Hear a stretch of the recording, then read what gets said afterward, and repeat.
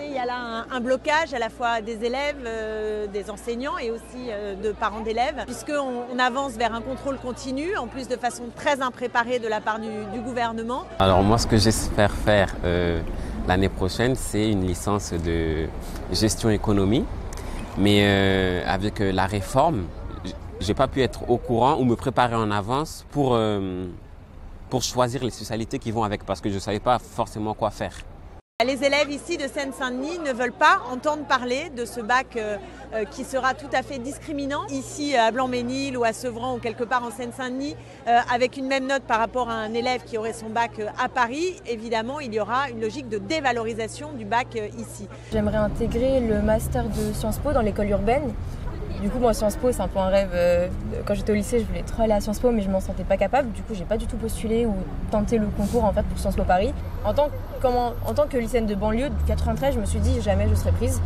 Du coup, là, je retente ma chance maintenant que j'étais intégrée à la Sorbonne et que je me dis, en fait, c'est possible. C'est pas parce que je viens de Tremblay que j'ai fait mon lycée à Léonard de Vinci que je peux pas réussir et que je peux pas intégrer des écoles de prestige. On nous a expliqué que ça allait bien fonctionner, que grâce à Parcoursup, tout le monde allait être bien aiguillé. Le problème, c'est qu'on constate une immense inégalité sociale et territoriale, les deux étant terriblement liés. Je vous parlais de ce lycée Jean Rostand avec les 40% qui n'ont aucune proposition, mais c'est vrai dans plein de lycées de la Seine-Saint-Denis.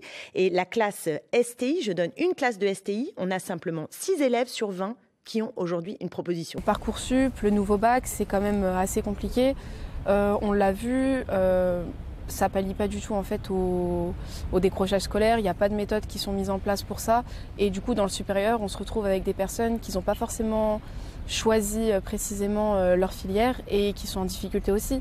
Et ça découle en fait de tout ça. J'ai toujours voulu faire médecine. Et en fait, je me suis rendu compte en terminale que c'est pas du tout ce que je voulais faire. J'ai voulu faire du droit. Avec un bac S, c'était assez compliqué, même si j'ai eu accès au final.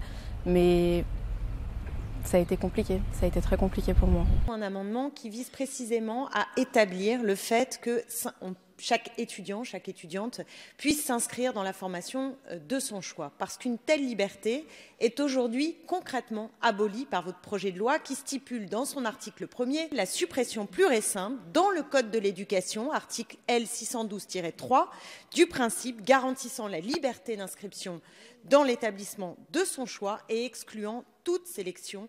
Ne pas affirmer cette exigence, c'est renoncer à ce que doit être l'université.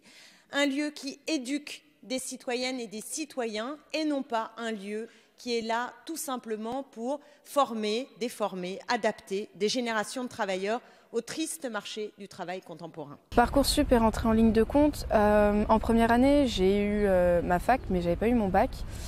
Et en redoublant ma deuxième année, j'ai eu mon bac, mais j'ai pas eu ma fac. Donc j'ai eu une année de césure. Pendant cette année, j'ai travaillé et j'étais super inquiète parce que tout le monde me disait oui, mais Parcoursup ne t'acceptera pas puisque Parcoursup accepte en priorité que les terminales. En cas de non-respect de leurs vœux d'orientation, les autorités académiques pourront leur proposer d'autres choix, y compris dans des filières qu'ils n'auront pas choisies.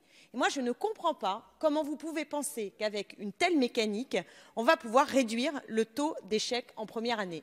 Imaginez des étudiants qui voulaient faire psycho, qui se retrouvent en histoire. Pensez-vous que cela va accroître la possibilité de réussite en première année? Un autre problème, c'est les déclarations du président qui déclare que l'université ne pourra pas rester gratuite indéfiniment. Moi, je trouve qu'il a complètement tort parce qu'aujourd'hui, l'université est déjà payante. On doit acheter des livres à chaque semestre, des livres qui coûtent plutôt cher, environ 30 €. C'est pas dans les moyens de tout le monde. Dans tes études?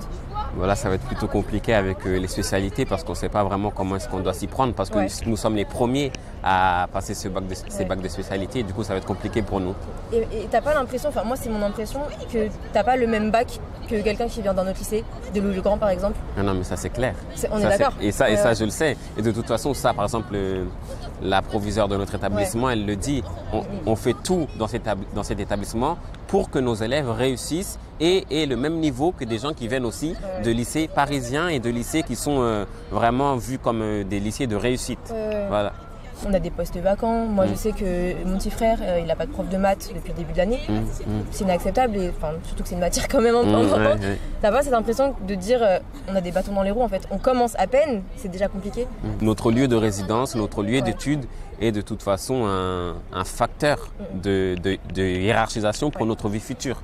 Et du coup, qu'on le veuille ou non, ça va toujours nous suivre. Du coup, il faut qu'on se démarque aussi par nous-mêmes et qu'on cherche des moyens pour réussir par nous-mêmes. C'est une photo où nous étions rassemblés pour demander sur les terrains de la plaine Monceleux, qui sont entre Sevran et Villepinte, une université, en fait un pôle de formation supérieure, parce que ça se passe toujours ailleurs. Pour les étudiants ici, on a du mal à se projeter parce qu'il faut aller dans Paris, il faut aller loin.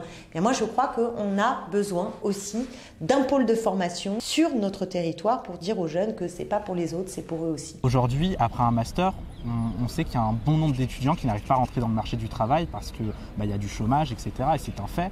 On sait qu'aux États-Unis, les étudiants, une fois qu'ils sont diplômés, ils mettent la moitié de leur vie salariale à rembourser en fait leurs prêts étudiants. Moi je sais que si demain l'école devient complètement payante en France, non, moi je ne pourrais pas étudier, ce serait impossible pour moi. Quand les étudiants ne réussissent pas leurs études, bien souvent, c'est parce que les salles y sont trop modées, c'est parce qu'ils sont obligés de travailler en même temps qu'ils font leurs études. C'est la réalité de très nombreux étudiants. Et donc, il faudrait se poser davantage la question d'avoir des classes qui permettent à chacune et chacun de travailler dans des conditions dignes et de donner aux étudiants les moyens concrets de pouvoir étudier sans être obligés dans le même temps de galérer pour avoir un logement, de galérer pour tout simplement faire ses études. Moi perso, ça me frustre énormément parce qu'en fait, il n'y a pas du tout d'égalité des chances entre nous et les autres, clairement. Ou c'est peut-être nous les autres en fait finalement, parce qu'on a un peu les rejetés. On a moins de moyens. Les infirmières, c'est partout pareil, mais infirmières scolaires, il n'y en a pas. Les COP, les conseillères d'orientation psychologues, on dirait qu'ils ne sont pas assez formés. Sur le côté psychologue, en tout cas. Des problèmes qui sont liés à la croissance du nombre d'étudiants qui veulent entrer à l'université. Et honnêtement, c'est une excellente nouvelle. Ça veut dire que nous allons avoir une élévation du niveau d'éducation de générations entières. C'est une excellente nouvelle. Est-ce que nous y répondons en disant on n'a pas les moyens de les accueillir, alors on fait du tri sélectif? Ou alors est-ce que nous disons qu'il faut aujourd'hui donner les moyens à tous les étudiants d'étudier dans des conditions dignes?